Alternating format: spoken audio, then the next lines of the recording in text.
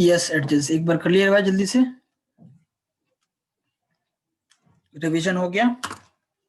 Adjust कर लिया, बहुत बढ़िया किया, बहुत बढ़िया किया। ओके, तो मैंने आपको बताया था कि जो रिलेशन आया था आपका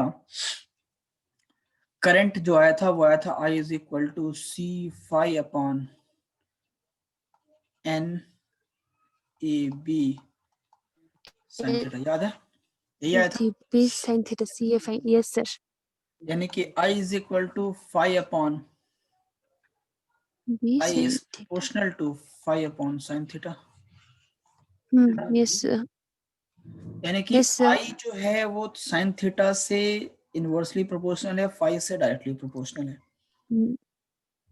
हमको रिलेशन चाहिए प्योरली ये, ओके हमको साइन नहीं हाँ, चाहिए, तो साइन थीटा को हमें छोटा साइन कर को रिमूव करना है ना, साइन को रिमूव करना है या मिनिमम करना है। तो मैंने बोला साइन को रिमूव करने के लिए हमें रेडियल फील्ड यूज करना चाहिए। रेडियल फील्ड क्या तब मिलेगा जब हम मैग्नेट को सिलेंड्रिकल यूज करें,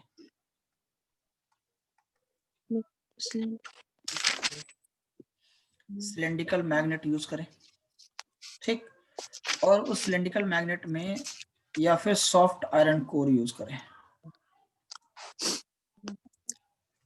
सॉफ्ट आयरन कोर यूज करें सिलेंड्रिकल शेप का। दोनों में से कोई एक चीज करेंगे तो हमारा हमको रेडियल फील्ड मिल जाएगा। मैंने बताया था कि रेडियल फील्ड का मतलब ये नहीं है कुछ रेडियस से रिलेशन है, यहाँ पे रिलेशन इस बात से है कि जैसे ना अभी मैंने पहले मैंने क्या यूज किया था, आपको ऐसा कुछ कंडक्टर यूज किया था, याद होगा, कुछ यूं रेक्टेंगुलर कॉइल था, ऐसी कॉइल था। हाँ, अब क्या करेंगे कि हम लोग एक सिलेंड्रिकल कोर यूज करेंगे और इस सिलेंड्रिकल कोर के ऊपर ये इस तरीके से हम वायर बाउंड कर देंगे, ऐसे ऊपर से बाउंड कर देंगे, उस सिलेंड्रिकल कोर पे वायर बाउंड कर देंगे। तो अब ये जो हमें फील्ड मिलेगी वो मिलेगी रेडियल फील्ड। ये सिलेंडर था आपका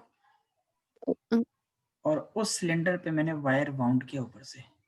समझ गए ना बात को मैं क्या कहना चाह रहा हूँ। अगर ऊपर से आप यहाँ से टॉप व्यू देखोगे तो टॉप व्यू हमें कुछ ऐसा मिलेगा, ये गोल सिलेंडर का गोल पार्ट होगा और आपको इस तरीके से कॉइल की वाइंडिंग्स मिलेंगी, ऐसी वाइंडिंग्स मिलेंगी, है ना। तो अब मैं आपको फील्ड बना के दिखाता हूँ एक्चुअल में, ये तो अभी रफ बना रहा था, देखो नॉर्थ साउथ। तो हम यहाँ पे क्या करेंगे, सिलेंड्रिकल कोर यूज करेंगे, ठीक है। ओके, ऐसा गोल सा होगा और इसके ऊपर इस तरीके से कॉइल्स होंगी। ये टॉप व्यू होगा आपका, ये टॉप व्यू होगा, एक्चुअली में होगा सिलेंडर ऐसा होगा, सिलेंड्रिकल सिलेंडर आपका ऐसा कुछ यूं होगा, कुछ यूं होगा, कुछ यूं होगा और इस तरीके से इसके ऊपर इस तरीके से रेडियली हमने कॉइल को रैप इसके ऊपर, हाँ इसके ऐसे कॉइल रैप्ड होंगे ऐसे कुछ। आप समझ रहे बात को, कुछ कहानी इस तरीके की होगी, यस ठीक। ओके, अब इसमें देखिएगा तो मैग्नेटिक फील्ड लाइन जो होगी वो नॉर्थ से साउथ की तरफ ही होगी, लेकिन अब इनका जो एरिया वेक्टर होगा वो परपेंडिकुलरली आउटवर्ड होगा। और एरिया वेक्टर हर वक्त जो है, देखो ना आपका जो ये है नॉर्थ से साउथ होगा मैग्नेटिक फील्ड आपका नॉर्थ से साउथ होगा, ये होगा मैग्नेटिक फील्ड होगा, ठीक। लेकिन जो एरिया वेक्टर होगा ये परपेंडिकुलर रेडियली आउटवर्ड होगा, यानी कुछ एरिया वेक्टर अगर तुम गौर से देखोगे एरिया वेक्टर, तो जैसे मान लो ये कुछ इसमें ये कुछ यूं होगा, ऐसा मतलब रेडियस, इसका जो रेडियस है ना ऐसे ऐसे बाहर की तरफ निकलता होगा ये वेक्टर। और ये देखो ऐसा दिख रहा है कि एंगल 90 नहीं, बट ये एंगल 90 होगा क्योंकि ये इनवर्ट की तरफ होगा और एंगल यहाँ पे 90 डिग्री आएगा, एंगल 90 बन जाएगा, यानी कि area vector becomes perpendicular to magnetic field and जब थीटा 90 डिग्री होगा तो NAB sin थीटा की वैल्यू कितनी हो जाएगी 1, खत्म। आप नहीं समझे?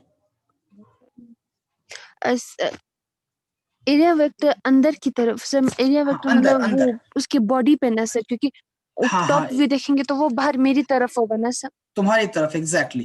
टॉप व्यू देखेंगे हाँ, टॉप तो व्यू अगर आप बॉडी देखोगे अंदर तो होगी। Okay sir. हाँ ठीक है।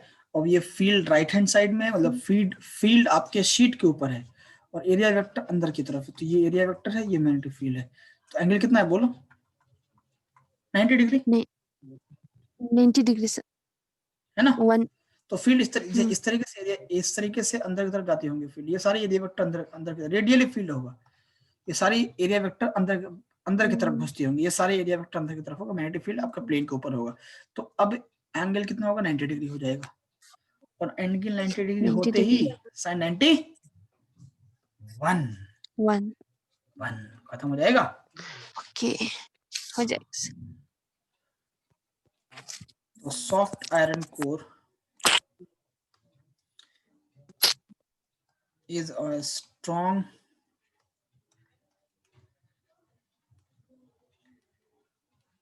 ferromagnetic material, ठीक, and it forces all magnetic field lines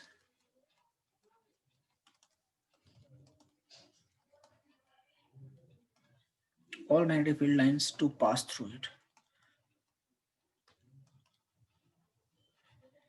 इसका एक फायदा ये होगा कि फील्ड लाइंस फ्लक्स की वैल्यू भी मैक्सिमम हो जाएगी, क्योंकि जो सॉफ्ट आयरन की एक प्रॉपर्टी होती है कि वो फील्ड लाइंस को अपनी तरफ अट्रैक्ट कर लेता है। मान लो इस तरीके से ये इतने सारे फील्ड लाइन क्रॉस कर रही है, मान लो इस पर्टिकुलर एरिया से कुछ फील्ड लाइन बाहर भी निकल रही है, ठीक है। अगर ये सॉफ्ट आयरन कोर हो जाएगा ना, मान लो ये सॉफ्ट आयरन कोर का मटेरियल होगा, सॉफ्ट आयरन होगा, तो ये जो बाहर फील्ड लाइंस है इसको भी ये अट्रैक्ट कर लेगा अपनी तरफ। ये स्ट्रॉन्ग फेरोमैग्नेटिक, ये मैग्नेटिक मटेरियल्स, जो आयरन एक मैग्नेटिक मटेरियल है, तो बड़े स्ट्रॉन्ग मैग्नेटिक मटेरियल होता है सॉफ्ट आयरन। तो अपनी तरफ वो सारे फील्ड लाइंस को अट्रैक्ट कर लेता है। जितनी फील्ड लाइंस होंगी उससे पास करेंगी उतना ही ज्यादा फ्लक्स की वैल्यू होगी, और फ्लक्स की वैल्यू जितनी ज्यादा होगी उतना ही ज्यादा आपकी करंट इंड्यूस होगा, उतना ही ज्यादा उतना ही अच्छे से आप डिफ्लेक्शन को देख सकते हो, है ना। So now sir, as we discussed in the previous class, that torque applied was equal to torque restoring. जितना टॉर्क आप ट्विस्टिंग से आएगा उतनी टॉर्क वो रीस्टोरिंग पे लगाएगा। ये इसको टॉर्सिनल स्ट्रेंथ भी कहा था हमने, रीस्टोरिंग। yes sir, ठीक। टॉर्क अप्लाइड कितना था? NIAB sin थीटा, और टॉर्क रीस्टोरिंग था sin C theta into phi। और यहाँ पे थीटा कितना 90 डिग्री होगा, तो phi NIAB AB sin 90 equal to C phi। sin 90 value खत्म हो गया, sin 90 खत्म, तो NIAB is equal to C into phi, और यहाँ से I is equal to C phi upon NA। हो गया सब खत्म, साइन खत्म हो गया। अब नाउ हम कह सकते हैं कि आपका जो I है प्रोपोर्शनल टू phi है, यानी कि अब हो गया प्योर मोटिव हमारा पूरा हो गया कि दैट मोर करंट तो मोर डिफ्लेक्शन। फाई क्या था? फाई तो डिफ्लेक्शन ही था ना, फाई तो ट्विस्ट ही था ना, डिफ्लेक्शन कहते हैं जिसको। मोर करंट तो मोर डिफ्लेक्शन।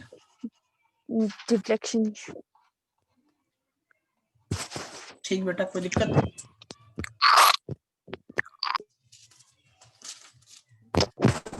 कोई दिक्कत? No sir. यही था गैल्वेनोमीटर का कॉन्सेप्ट। यहाँ से एक टॉपिक आता है, इसको हम लोग सेंसिटिविटी कहते हैं, जिससे क्वेश्चंस आते हैं। सेंसिटिविटी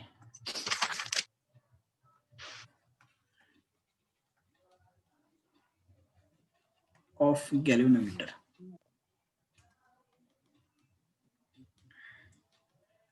ठीक है। सेंसिटिविटी का मतलब क्या है कि आइए तो सिंपल सा टर्म है जो समझते हैं। सेंसिटिविटी का मतलब है कि अगर जैसे किसी को टच किया और वो ज्यादा सेंस कर गया उसको, तो जिसकी सेंसिटिविटी ज्यादा होगी वो जल्दी से, जैसे मान लो किसी को स्मेल की सेंसिटिविटी ज्यादा होती है, तो जो किसी की कहीं से स्मेल आती होगी वो तो फौरन उसको स्मेल फील होने लगेगा, है ना। हाँ, ये समझो ना कि इसको आम भाषा में कहेंगे छोटी सी बात का बतंगड़ बनाना, बाल की खाल निकालना, है ना। तो the person who is more sensitive, it means कि वो बात का बतंगड़ बनाना, सिंपल है। हाँ, कि बहुत छोटे से करंट पे गैल्वेनोमीटर जो है बड़ा हाई डिफ्लेक्शन दिखाता है, यानी कि छोटे से छोटे करंट को भी डिफ्लेक्ट करके वो शो कर सकता है, छोटे से छोटे करंट को भी डिटेक्ट कर सकता है, ठीक है। Galvanometer can show a large deflection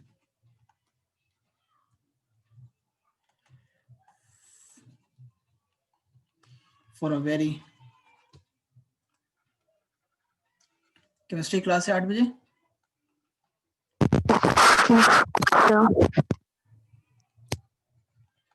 for a very small current, ठीक है, बात का बतंगड़ बनाना। यस।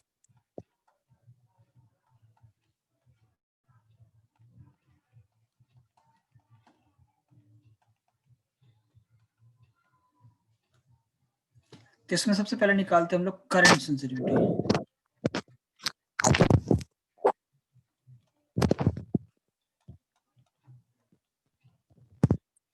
करंट सेंसिटिविटी, सेंसिटिविटी का मतलब जब भी सेंसिटिविटी निकालना होगा तो आपको क्या करना पड़ेगा, डिफ्लेक्शन को करंट से डिवाइड करना है, करंट सेंसिटिविटी के लिए डिफ्लेक्शन को वोल्टेज से डिवाइड करेंगे वोल्टेज सेंसिटिविटी के लिए, ठीक है। तो करंट सेंसिटिविटी का मतलब क्या है, फाई अपॉन आई, ठीक है। तो फाई अपॉन आई जब निकालोगे करंट सेंसिटिविटी के लिए तो आएगा एन ए बी अपॉन सी। ये कैसे आएगा सर, देखो यहाँ से तुम फाइव अपॉन आई निकालो, यहाँ से फाइव अपॉन आई को इधर ले जाओ, फाइव को इधर ले आओ, बाकी सबको इधर ले आओ, तो यहाँ पे एन ए बी आ जाएगा, नीचे में सी, यहाँ से फाइव अपॉन आई हो जाएगा। इसी को करंट सेंसिटिविटी कहते हैं। तो जब कभी भी करंट सेंसिटिविटी निकालना है तो आपको फाइव अपॉन आई निकालना होगा। This five upon I is current sensitivity, ठीक है। और क्वेश्चन ये भी आता, how can we increase current sensitivity, how can we, आज इस साल के जो सैंपल पेपर आया सीबीएसई का उसमें ये क्वेश्चन है कि करंट सेंसिटिविटी इंक्रीज करने के लिए क्या करना पड़ेगा। तो लिख देता हूं मैं, to increase current sensitivity, to increase current sensitivity,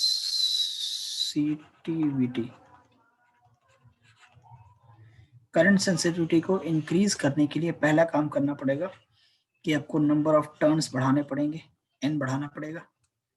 दूसरा काम ये करना पड़ेगा कि आपको एरिया ऑफ क्रॉस सेक्शन बढ़ाना पड़ेगा, एरिया वेक्टर बढ़ाना पड़ेगा। तीसरा काम ये करना पड़ेगा कि आपको मैग्नेटिक फील्ड स्ट्रॉन्गर करनी होगी। और चौथा काम ये करना पड़ेगा कि जो टॉर्सिनल स्ट्रेंथ है उसको रिड्यूस करना पड़ेगा, ठीक है जी। और टॉर्सिनल स्ट्रेंथ का यूज कैसे होगा, टॉर्सिनल स्ट्रेंथ अगर मैं मटेरियल जो है वो किसी क्वार्ट्ज का मटेरियल या ब्रोंज फॉस्फोर ब्रोंज का मटेरियल यूज कर लूं तो टॉर्सिनल स्ट्रेंथ कम हो जाती है, ठीक है। तो खैर सब तो तुम्हारे एग्जाम में नहीं आएगा। दूसरी होती है voltage sensitivity,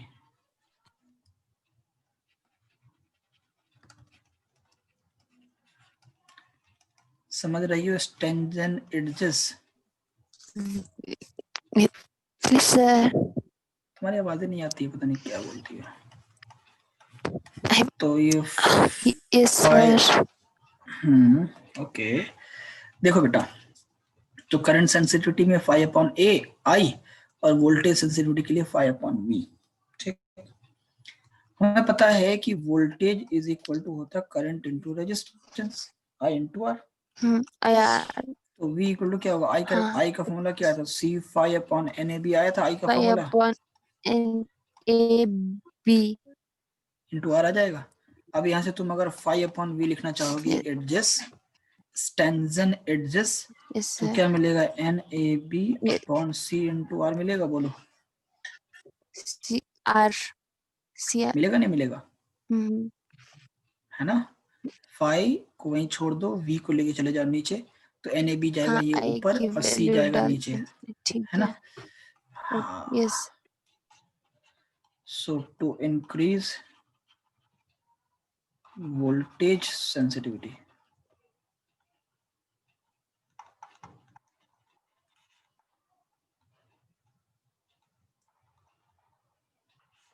voltage sensitivity increase करने के लिए हमें क्या करना पड़ेगा, हमें नंबर ऑफ इलेक्ट्रॉन्स बढ़ाने पड़ेंगे, हमें एरिया वेक्टर बढ़ाना पड़ेगा, हमें मैग्नेटिक फील्ड स्ट्रॉन्गर करना पड़ेगा, C को रिड्यूस करना पड़ेगा और रेजिस्टेंस को रिड्यूस करना पड़ेगा। reduce जो इनवर्सली प्रोपोर्शनल है उसको इंक्रीज रिड्यूस करना पड़ेगा, जो डायरेक्टली प्रोपोर्शनल है उसको इंक्रीज करना पड़ेगा to increase the voltage sensitivity. proportional yes yes ठीक है, ठीक, कोई दिक्कत? yes sir, ओके, इक्वेशन करवा लूं। अच्छा, yes sir, ऐसा कोई जरूरी नहीं है, ऐसा कोई जरूरी नहीं है कि हम अगर वोल्ट करंट सेंसिटिविटी बढ़ाएंगे तो वोल्टेज सेंसिटिविटी भी बढ़ जाएगा, ऐसा नहीं होगा। ऐसा भी पॉसिबल है कि आप करंट सेंसिटिविटी को yes बढ़ा दे, वोल्टेज सेंसिटिविटी आपका इंक्रीज ना करे, वोल्टेज सेंसिटिविटी फिक्स रह जाए। अगर आप नंबर ऑफ टर्न्स यहाँ बढ़ाओगे तो करंट सेंसिटिविटी तुम्हारी इजीली बढ़ जाएगी, ठीक है, लेकिन नंबर ऑफ टर्न्स के बढ़ने से लेंथ बढ़ जाएगा तो रेजिस्टेंस बढ़ जाएगी। मेरी बात समझ रही हो? तुम्हारी आवाज नहीं आती है, रीज्वाइन करो, इट इज रीज्वाइन करो।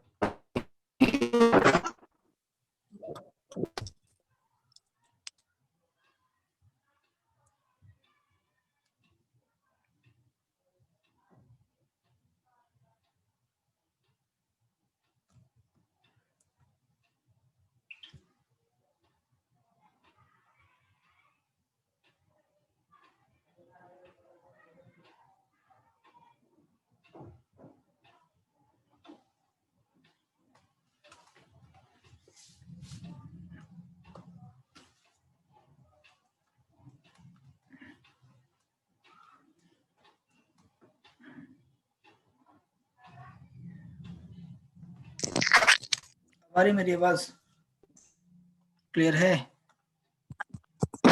yes sir, ठीक है, चलो तो लेट अस सपोज एक क्वेश्चन है कि मेरे पास दो I have two moving coil galvanometer, मेरे पास दो मूविंग कॉइल गैल्वेनोमीटर है, एक मान लो M1 है, एक मान लो M2 है, ठीक। दोनों गैल्वेनोमीटर में मैंने वायर को सेम यूज किया है, सेम वायर दोनों में यूज किया, M1 M2 दोनों में, ठीक है, तो रेजिस्टेंस दोनों में सेम ही रहेगा। मूविंग कॉइल गैल्वेनोमीटर 1 के लिए जो नंबर ऑफ टर्न्स की वैल्यू है लेट अस सपोज 30 है, ठीक है, इसमें रेजिस्टेंस की जो वैल्यू है लेट अस सपोज वो 10 ओम है, इसका एरिया वेक्टर जो एरिया दिया है वो दिया 3.6 इंटू 10⁻³ मीटर स्क्वायर, जो मैग्नेटिक फील्ड है इसकी वजह से मूविंग कॉइल गैल्वेनोमीटर 1 में वो है 0.25 टेस्ला, ठीक। वायर 2 के अंदर जो नंबर ऑफ टर्न्स है वो है 42, जो रेजिस्टेंस है मूविंग कॉइल गैल्वेनोमीटर 2 में वो है 14 ओम, ठीक, और एरिया वेक्टर जो दिया है, एरिया जो दिया है M2 में वो दिया 3.6 into 10⁻³ metre square, same area है ना, एंड B2 जो दिया है वो दिया है 0.25 टेस्ला, सेम मैग्नेटिक फील्ड भी है। You need to find the ratio of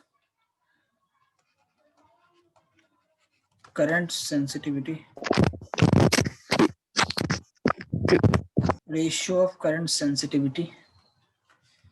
and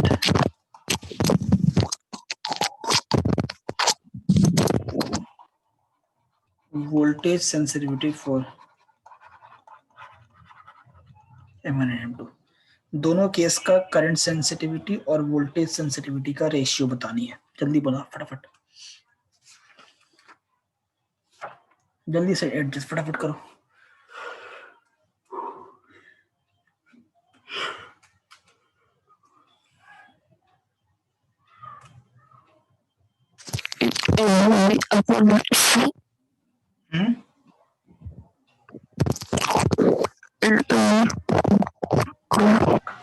आपकी आवाज नहीं आ रही, रुक जाओ मैं कॉल करता हूँ।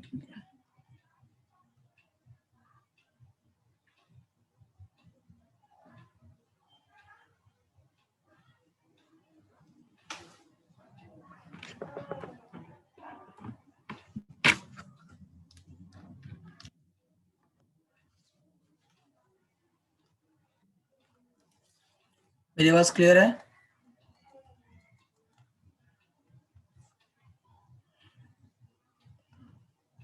मेरी वॉइस क्लियर है एडजस्ट?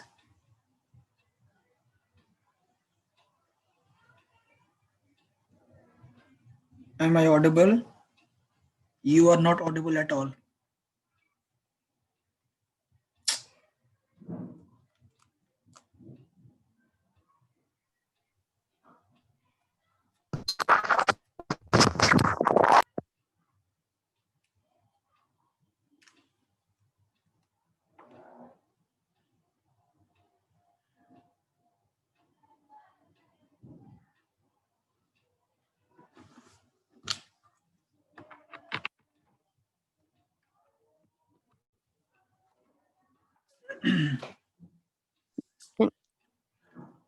मेरी आवाज आ रही है बच्चे?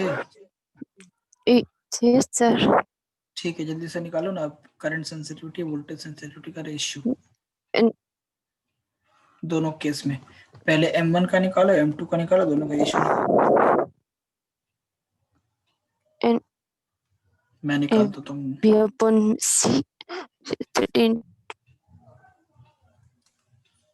देखो पहले बात करते हैं करंट सेंसिटिविटी की।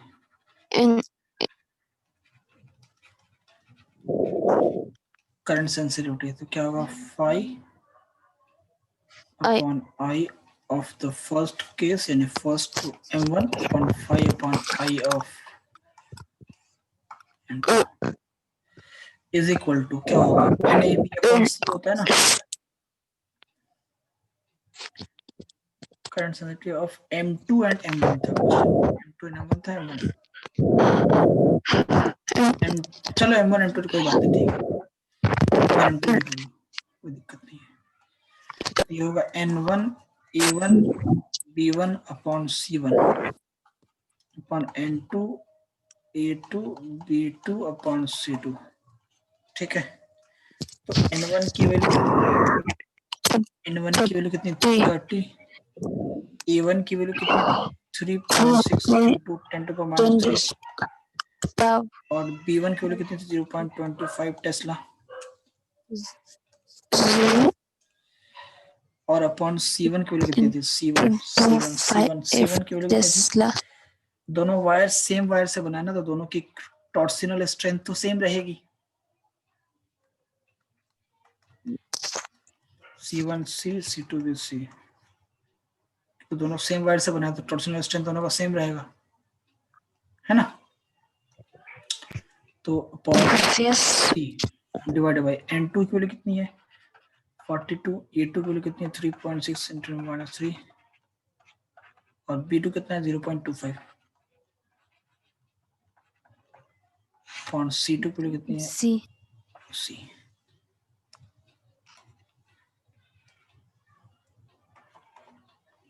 ठीक है, देखो बेटा C ने C को मार डाला 10 to the power -3 10 to the power -3 मार डाला, 3.6 ने 3.6 को मार डाला, 0.2 ने 0.2 को मार डाला, क्या बचा 30/42, ये होगा 15 और ये होगा 21, 3 15 321, तो 5:7 कितना है आंसर 5:7। आई बात समझ, ये होगा आपका करंट सेंसिटिविटी। ये होगा आपका करंट सेंसिटिविटी। अब बात आती है वोल्टेज सेंसिटिविटी की, ठीक है। तो बात आती है वोल्टेज सेंसिटिविटी की।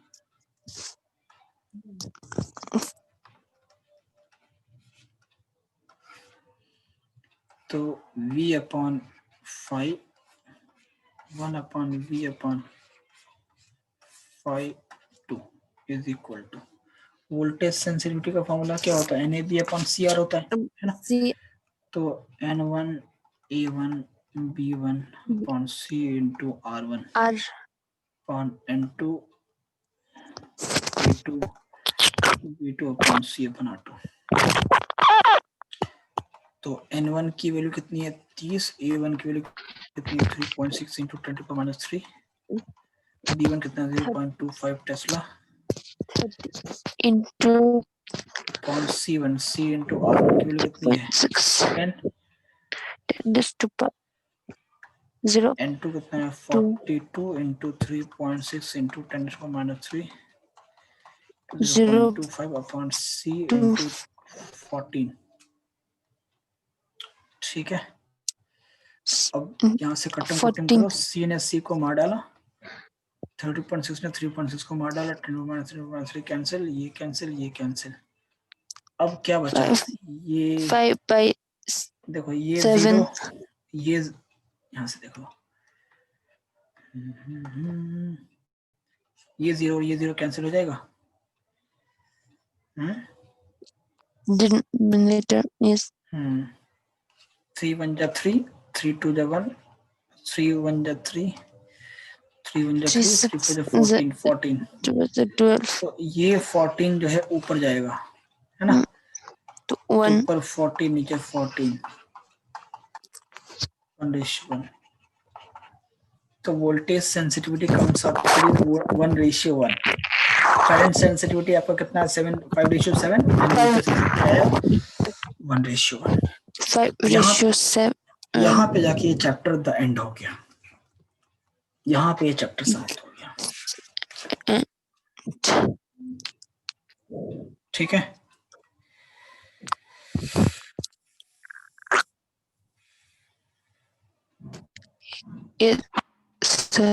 दिक्कत। इसके बाद जो नेक्स्ट चैप्टर है बेटा वो है मूविंग चार्ज एंड मैग्नेटिज्म, या फिर sorry magnetism and matter. Moving charge and magnetism तो हम लोग पढ़ चुके हैं, जिसको मैग्नेटिक इफेक्ट कहते हैं। इसके बाद जो नेक्स्ट चैप्टर है, चैप्टर नंबर 5, वो है मैग्नेटिज्म एंड मैटर। अब ये चैप्टर कंप्लीट थ्योरेटिकल है, कि मैग्नेटिक फील्ड लाइंस क्या होती हैं, उनकी प्रॉपर्टीज क्या होती है, अर्थ मैग्नेटिज्म क्या है, ये एंगल ऑफ इंक्लिनेशन क्या होता है, एंगल ऑफ डिक्लिनेशन क्या होता है, जो मेरिडियन ज्योग्राफिकल मेरिडियन क्या होता है, मैग्नेटिक पोल्स और ज्योग्राफिकल पोल में क्या डिफरेंस है, कितना एंगल बनाते हैं, मैग्नेटिक इक्वेटर ज्योग्राफिकल इक्वेटर किस तरीके से अरेंज होते हैं। तो ये सारी चीजें हमें इस चैप्टर में पढ़ना है। एंड साथ ही साथ इस चैप्टर में ये भी पढ़ना है कि पैरामैग्नेटिज्म, फेरोमैग्नेटिक मटेरियल किसको कहते हैं, पैरामैग्नेटिक किसको कहते हैं, और डायमैग्नेटिक किसको कहते हैं, हिस्टैरिसीस लूप क्या होता है। 4 5 6 7 टॉपिक्स पढ़ने हैं, ठीक है। लेकिन अच्छी बात यह है कि इस चैप्टर में मेजॉरिटी पोर्शन जो थियोरेटिकल वाला था वो डिलीट हो गया, जिसमें paramagnetic, ferromagnetic, diamagnetic, hysteresis loop सब डिलीट हो गया है। बचा क्या है, सिर्फ मैग्नेटिक फील्ड लाइन, उसकी प्रॉपर्टी, बार मैग्नेट उसकी प्रॉपर्टी, अर्थ मैग्नेटिज्म उसकी प्रॉपर्टी, बस। तो इसमें सिर्फ 2-3 टॉपिक है वो थ्योरी का है। तुम बोलोगे तो मैं पढ़ाऊंगा, नहीं तो फिर आगे बढ़ के नया चैप्टर स्टार्ट कर दूंगा। तुम अगर चाहो तो इस चैप्टर को पढ़ सकती हो, अगर नहीं चाहो तो फिर मुझे पढ़ाना पड़ेगा। इसमें सिर्फ थ्योरी है, मैग्नेटिक फील्ड लाइंस पढ़नी है आपको, बार मैग्नेट के अराउंड पढ़नी है, earth magnetism, angle of dip. मैं खुद ट्राई कर। हाँ, what are you saying adjust?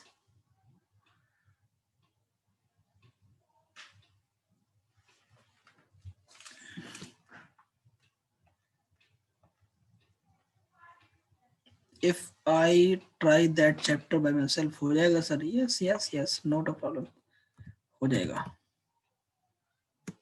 हो जाएगा। ठीक है, अगर नहीं होगा तो फिर तो हम है ना, अगर नहीं होगा तो फिर तो हम है ना। ठीक है, हम कहाँ जा रहे हैं? I am here only for you. Thank ठीक, you, तो sir. हाँ, थियोरेटिकल चैप्टर है, इसको आप एक बार पढ़िएगा। इलेक्ट्रिक डाइपोल मैग्नेटिक, देखो इलेक्ट्रिक डाइपोल मैंने पढ़ा रखा आपको, तो जैसे Yes. इलेक्ट्रिक डाइपोल काम करता है वैसे ही मैग्नेटिक डाइपोल काम करता है, ये मैंने आपको ऑलरेडी पढ़ाया है। Mm, इलेक्ट्रिक डाइपोल का जो पॉजिटिव चार्ज है वैसे ही मैग्नेटिक डाइपोल का नॉर्थ पोल काम करता है। इलेक्ट्रिक डाइपोल में जो नेगेटिव चार्ज है वैसे ही मैग्नेटिक डाइपोल का साउथ पोल काम South करता है। Pole. तो ये सारी चीजें मैंने ऑलरेडी बता रखी हैं, बताए. तो बस वही एक कंपैरिजन करके जो है एक एनालॉजी बनती है, उसे एनालॉजी को समझना है। जैसे आपने पढ़ाया, मैंने पढ़ाया था आपको, टॉर्क इक्वल टू होता है इलेक्ट्रिक डाइपोल में पी साइन थीटा, याद है? Sin लेकिन theta. मैग्नेटिक डाइपोल में जो टॉर्क होता है वो टी बराबर होता है एम बी साइन थीटा। देखो, magnetic moment into electric field, और यहाँ पे sorry electric dipole moment into electric field, magnetic dipole moment into magnetic field.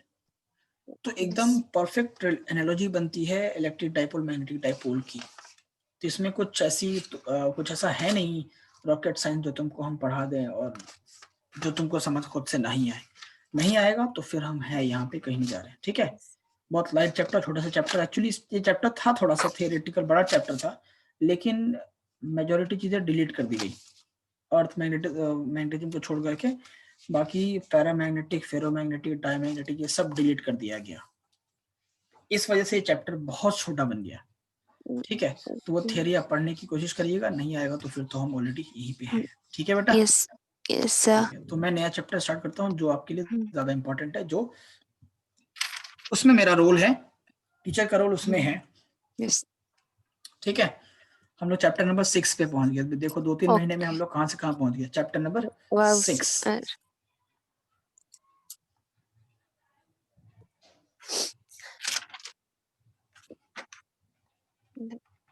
Electromagnetic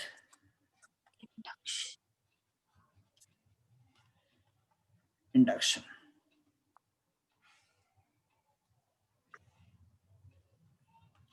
electromagnetic induction याद करो, क्लास 10th में पढ़ा था इलेक्ट्रोमैग्नेटिक इंडक्शन। वहां पे क्या था इलेक्ट्रोमैग्नेटिक इंडक्शन? एक सिर्फ टॉपिक का नाम था, यहाँ पे एक इलेक्ट्रोमैग्नेटिक इंडक्शन एक चैप्टर का नाम है। अब सोचो हम लोग कितना चीज पढ़ने वाले हैं इसके अंदर।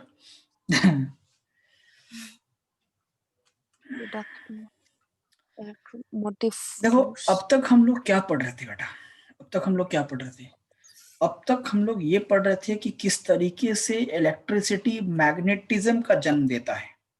How can we see the magnetic behaviour of a moving charge, यानी किसी भी करंट कैरिंग कंडक्टर में अगर करंट पास हो रहा है, किसी भी करंट कैरिंग कंडक्टर में अगर करंट पास होता है, तो उस करंट कैरिंग कंडक्टर की वजह से किसी एक पॉइंट पे मैग्नेटिक फील्ड प्रोड्यूस हो जाती है। ये तो मैंने पढ़ाया अभी, यानी कि करंट से मैग्नेटिज्म हम अब तक बना रहे थे, करंट को यूज करके मैग्नेट बना रहे थे।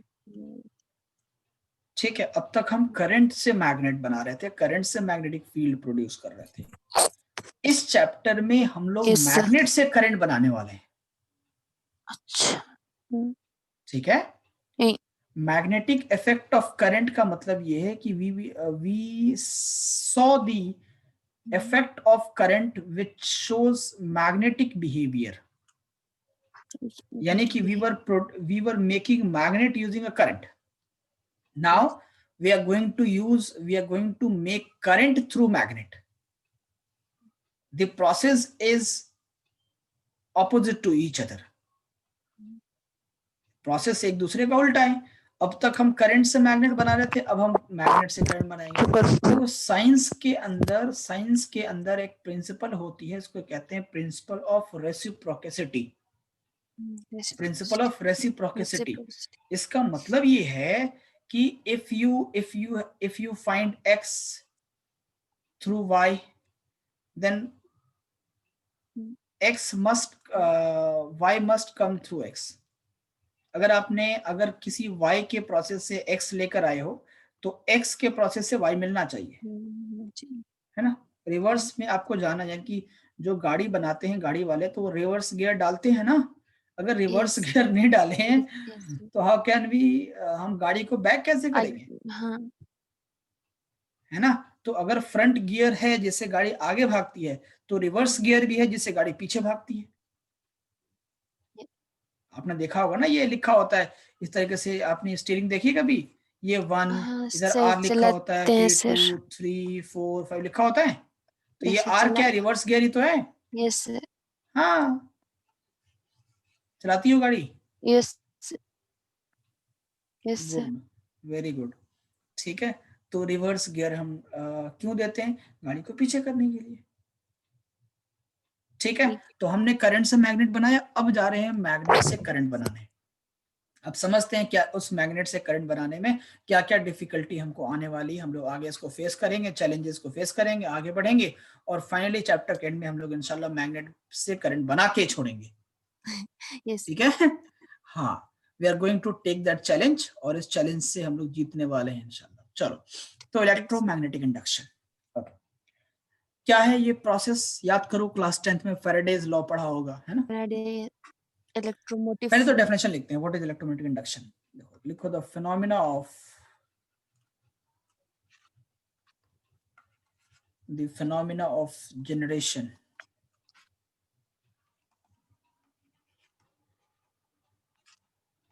of electric current, the phenomena of generation of electric current by varying magnetic field, by varying magnetic field, constantly the phenomena of generation of electric current by varying magnetic field called as electromagnetic induction. तो electromagnetic induction एक ऐसा process है, एक ऐसा phenomena है जिस phenomena से हम करंट बनाते हैं using varying magnetic field, magnetic field. Varying magnetic field. अब ये वेरीइंग क्यों है वो सब देखेंगे आगे, है ना। यस। यानी कि मोटा मोटी बात ये देखो ना, सिंपल है कि कैसा प्रोसेस इलेक्ट्रोमैग्नेटिक, इलेक्ट्रोमैग्नेटिक का मतलब ही हुआ कि electricity produced by magnet. Electromagnetic process जो टर्म लिखा है, इस टर्म का मतलब यही है कि electricity produced by magnet, produced by magnet, electricity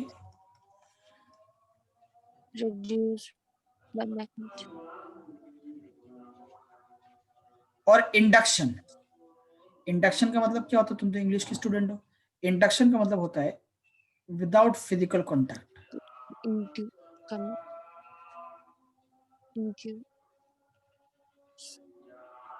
okay, electricity produced by a magnet without physical contact called as electromagnetic induction।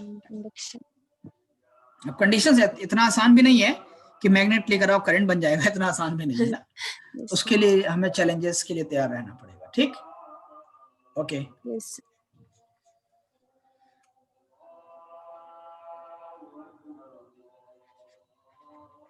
This variation of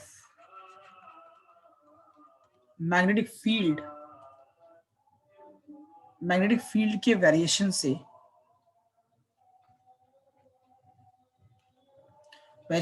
variation of magnetic field causes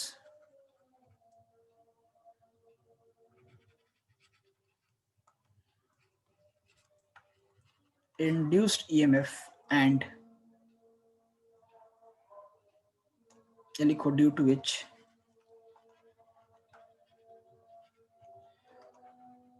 a current is induced।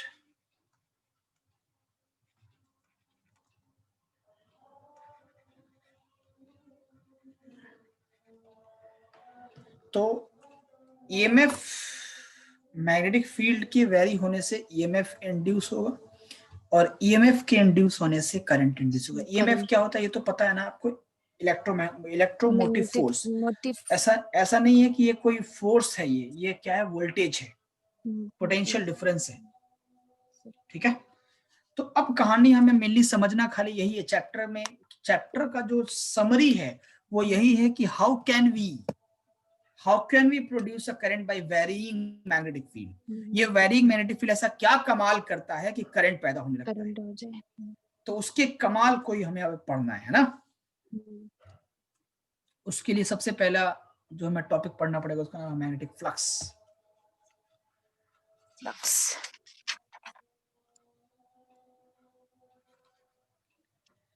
Magnetic flux, ठीक। Yes, सबसे sir. पहला जो topic पढ़ना है, point पढ़ना, उसको कहते हैं मैग्नेटिक फ्लक्स, ठीक। Yes, sir. देखिए मैग्नेटिक फ्लक्स क्या होता है। इलेक्ट्रिक फ्लक्स याद है तुमको? याद है सर। क्या है बोलो? सर ये cos थीटा मतलब number of electric field lines sir, एक एरिया से नंबर ऑफ जितना पास इलेक्ट्रिक हो रहा फील्ड है लाइंस पासिंग थ्रू अ उस पे particular area. Very good, very good. वैसे ही मैग्नेटिक फ्लक्स होगा, number of field line passing through particular area, है ना। Yes, तो मैग्नेटिक फील्ड फ्लक्स का मतलब होगा the number of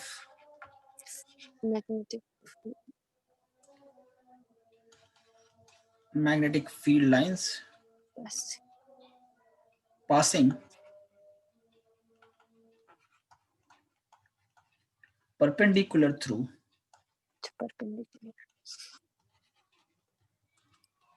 a plane called as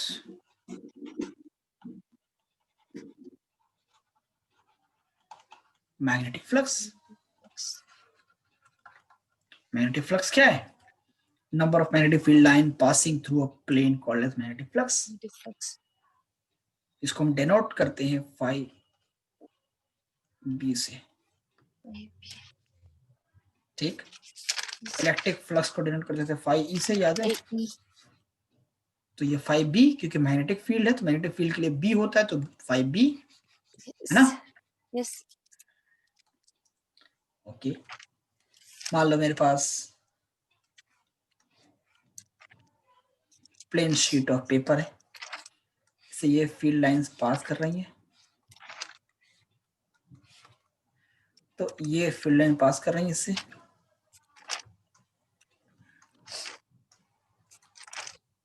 ठीक।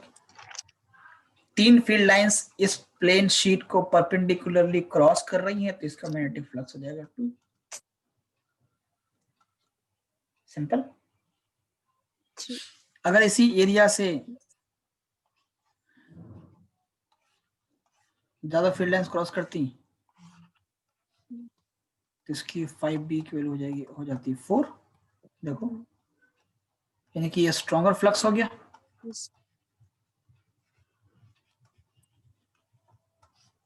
ठीक। स्ट्रॉन्गर फील्ड, ठीक। Yes sir. ठीक, यानी कि फील्ड लाइंस पास हो जाएंगी तो फ्लक्स की वैल्यू बढ़ जाएगी, इंक्रीज हो जाए डेंसिटी। या फिर तुम एरिया बढ़ा दो, उस प्लेन शीट की एरिया बढ़ा दो, तो एरिया बढ़ाओगे तब भी फील्ड लाइंस बढ़ जाएंगी।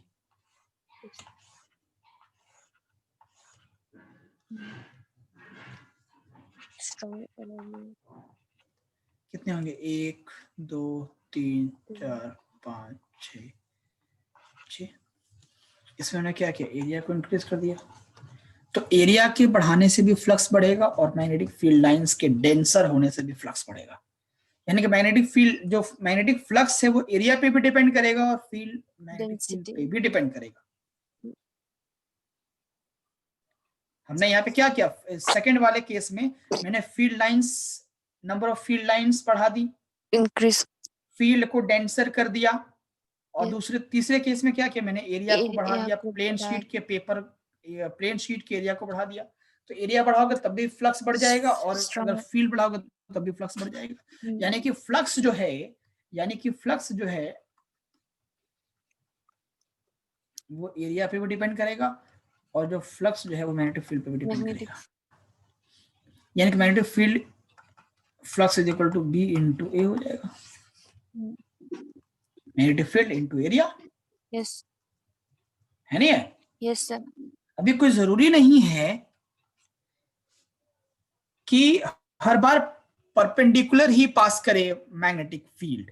किसी और एंगल पे भी पास कर सकता है, लेकिन मैग्नेटिक फील्ड एक वेक्टर क्वांटिटी है, तो हमें पता भी है कि अगर किसी और एंगल पे भी पास करेगा तब भी उसका एक कंपोनेंट तो परपेंडिकुलर रहेगा ही रहेगा। फिर उस कंपोनेंट को लेना पड़ेगा हमें, जो भी field line perpendicular to the plane होगा वही लेना पड़ेगा फ्लक्स निकालने के लिए। समझ रहे बात को? तो अगर मान लो ये मेरे पास एक प्लेन शीट ऑफ पेपर है, यहाँ पे जो फील्ड लाइन से कुछ यूं पास कर रही है, ठीक है,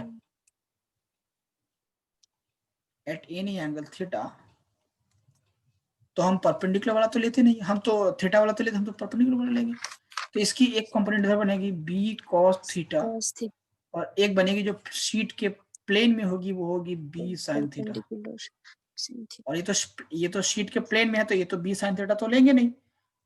जो एरिया वेक्टर जो शीट के परपेंडिकुलर है वो कौन सी है? यही बी कॉस थीटा परपेंडिकुलर है ना? ये तो परपेंडिकुलर बोलो ना, ये तो परपेंडिकुलर होगा बी कॉस थीटा। तो ऐसे केस में हम निकालेंगे five B is equal to B into A into cos theta. तो अगर ये b इंटू A into cos theta use कर लेंगे तो हर केस हमारा सॉल्व हो जाएगा। मान लो अगर ये b जो है इत्तेफाक से परपेंडिकुलर ही पास कर रहा है, तो परपेंडिकुलर पास करेगा तो कॉस 90 हो जाएगा। 90। समझ गए बात को? सिंपल है सर। सॉरी, जब परपेंडिकुलर ही पास करेगा तो फ्लक्स कॉस थीटा की वैल्यू 0 हो जाएगी, है ना? हाँ। जब ये b तुम्हारा ये यहाँ पे पहुंच जाएगा तो थीटा 0 नहीं हो जाएगा। सिंपल है। तो थीटा 0 तो कॉस 0 की वैल्यू 1, तो सिर्फ b इंटू ए हो जाएगा, है ना? तो ये B A cos theta is more perfect to use, more perfect to use cos theta. अब अगर ये कॉस थीटा है तो क्या हम ये नहीं कह सकते that 5b is equal to b dot A? b dot e dot A की तरह, यानी कि मैग्नेटिक फ्लक्स क्या हो गया?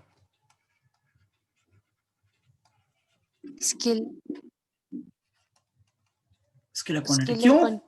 क्योंकि ये dot product of two vectors, dot product of two vectors always give you a scalar product, scalar quantity या स्केलर प्रोडक्ट। ठीक है नहीं है?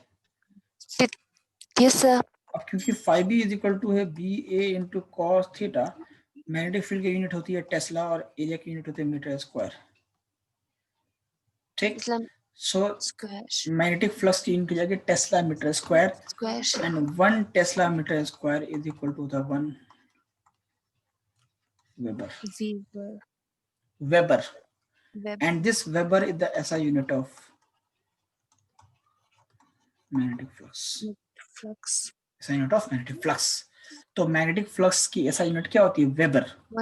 यानी कि 3 फील्ड लाइंस पास करेंगी तो लिखेंगे 3 वेबर, 5 फील्ड लाइंस पास करेंगी पर यूनिट एरिया तो कहेंगे 5 वेबर। 5 वेबर। आप समझ रही नहीं समझ रही बताइए?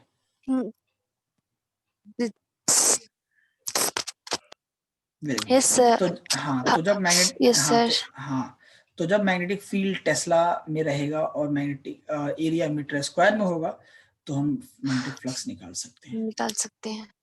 ठीक है, जैसे मान लो एक क्वेश्चन मैं पूछ लेता हूँ। लेट अस सपोज एक प्लेन शीट है, स्क्वायर शेप का है, ठीक है?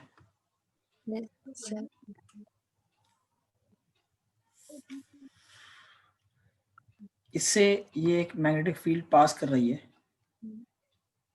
और जिसकी स्ट्रेंथ है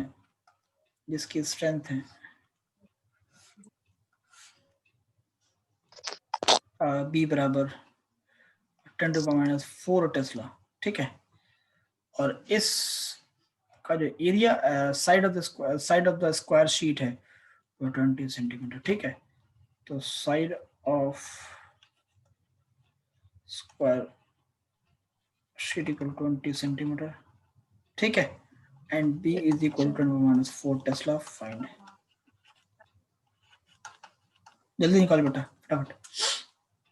find magnetic flux, find magnetic flux.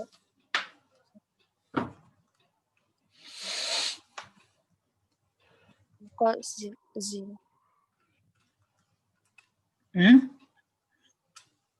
cos। हाँ, cos कितना होगा? एरिया वेक्टर तो 0 बाहर ही है ना, 0 डिग्री होगा। ठीक है, cos ठीक है। 0 हाँ cos 0 होगा, ठीक है। ये एरिया वेक्टर में तो ऐसे ही बाहर की तरफ होगा ना, तो थीटा थीटा इनके बीच में 0 हो जाएगा। b into a 14 to 10 raised to minus 10⁻⁴ into area 4 कितना to है, 40 एरिया कितना है 0.2 का स्क्वायर 0 है ना, सेंटीमीटर -4 इंटू 0.2 हाँ 0.02 0.04 ना, सॉरी 0.04 4 अपॉन 100 करेंगे, डेसिमल कटेगा तो ये होगा 4 into 10⁻⁴ -2 -6 5b is equal to 4 इंटू 10⁻⁶ मीटर। ठीक है, आई बात समझ? सर ऐसे करेंगे। तुम्हारी केमिस्ट्री क्लास है ना? Yes sir. चलो, तो आगे हम लोग माइकल फैराडे का जो एक्सपेरिमेंट है वो नेक्स्ट क्लास में पढ़ेंगे, आज इतनी करते हैं, ठीक है? ओके चलो।